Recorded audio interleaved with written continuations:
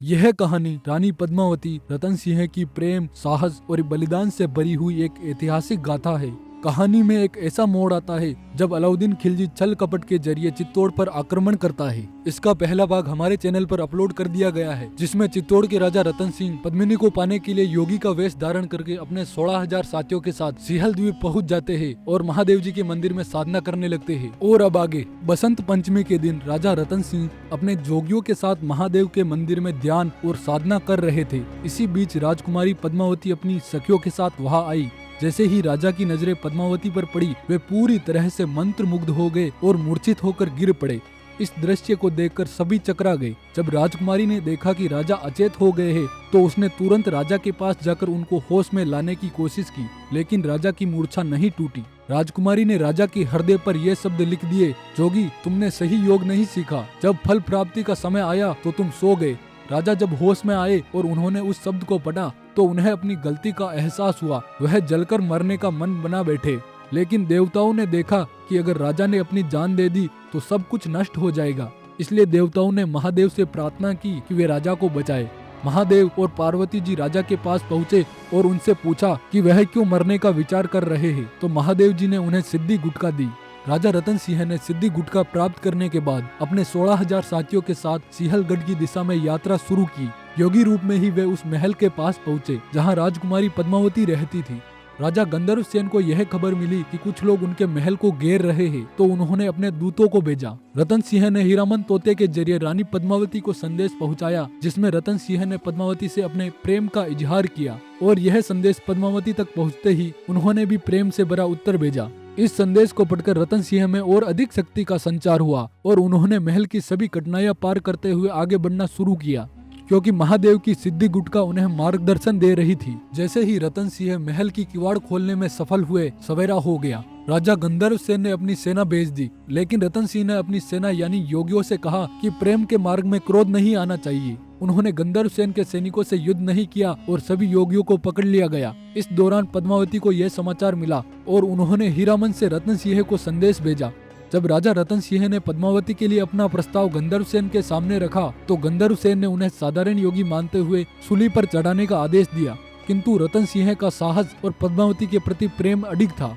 रतन सिंह को सूली देने के लिए लाया गया। जिसने भी उन्हें देखा, उसने कहा, यह कोई साधारण योगी नहीं, यह तो कोई राजा का पुत्र जान पड़ता है। इधर सूली देने की तैयारी हो रही थी और उधर राजा पद्मावती का नाम ले रहे थे। जब महादेव जी ने यह संकट देखा, तो वे और पार्वती बाट बाटनी का रूप धारण करके वहां पहुंचे।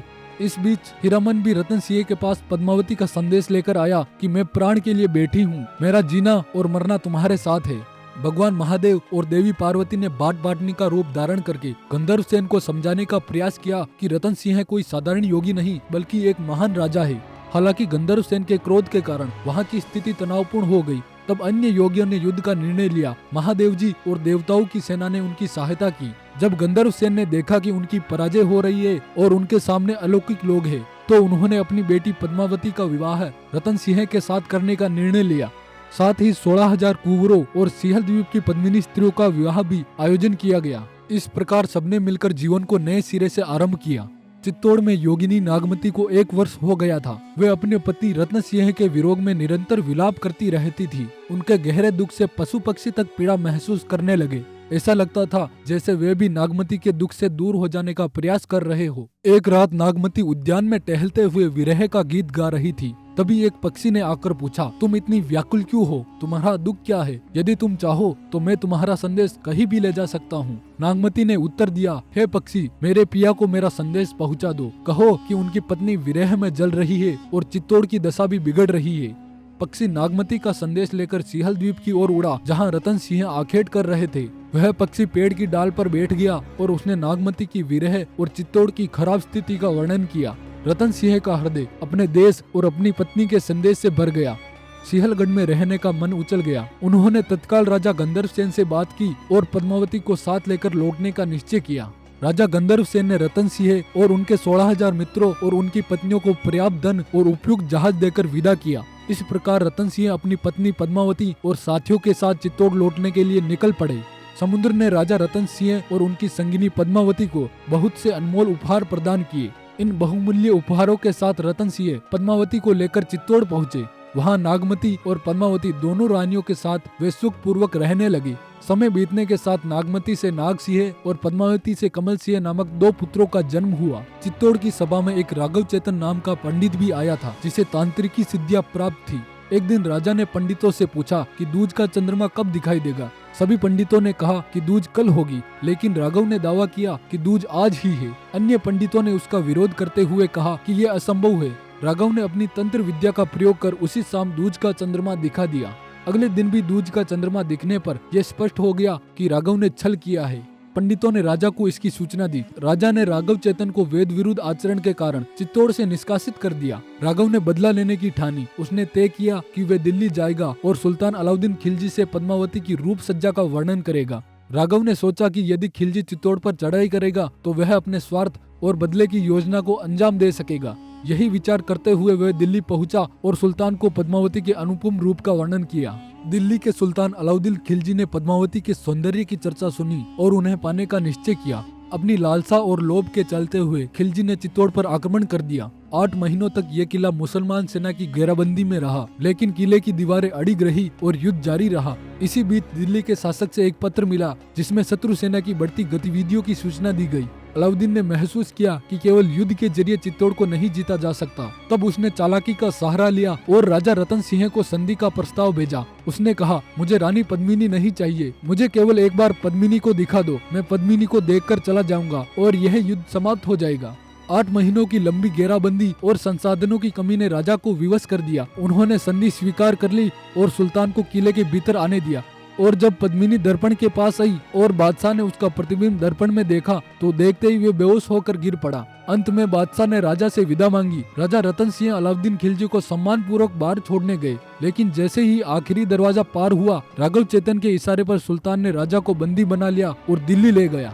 राजा के कैद की खबर सुनते ही चित्तौड़ में हाहाकार मच गया। रानी पद्मिनी और नागमती दुख में डूब गई। इसी बीच रानी पद्मिनी ने वीर योद्धा गोरा और बादल से मदद की गुहार लगाई। वीरता के इन प्रतीकों ने एक अद्वितीय योजना बनाई। 16,000 सजी हुई पालकियां तैयार की गई, जिनमें प्रत्येक में सशस्त्र योद्धा छिपा था। प्रमुख पालकी में लोहार रखा गया ताकि राजा की बेड़ियां काट सके।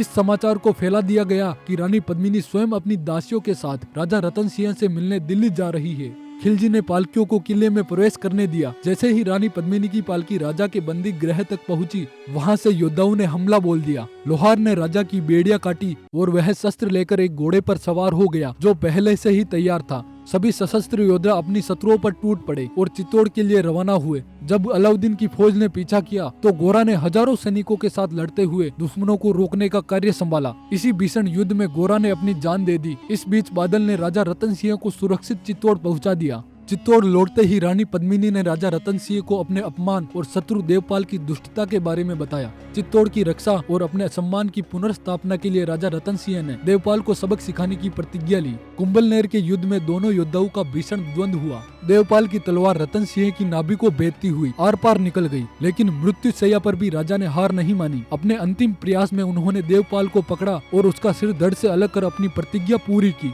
वापस लौटने के तुरंत बाद राजा रतन सिंह ने चित्तौड़ की रक्षा का भार युवा वीर बादल को सौंपते हुए अपना शरीर त्याग दिया। जब राजा रतन सिंह की मृत्यु की खबर चित्तौड़ में पहुंची तो रानी पद्मावती और नागमती ने एक विशाल जोहर का आयोजन किया, जिसमें रानी पद्मावती, नागमती और उनके साथ 16,000 पद्मिनी स्त्रियों ने जलकर अपने शरीर को देवलोक में स्थापित किया।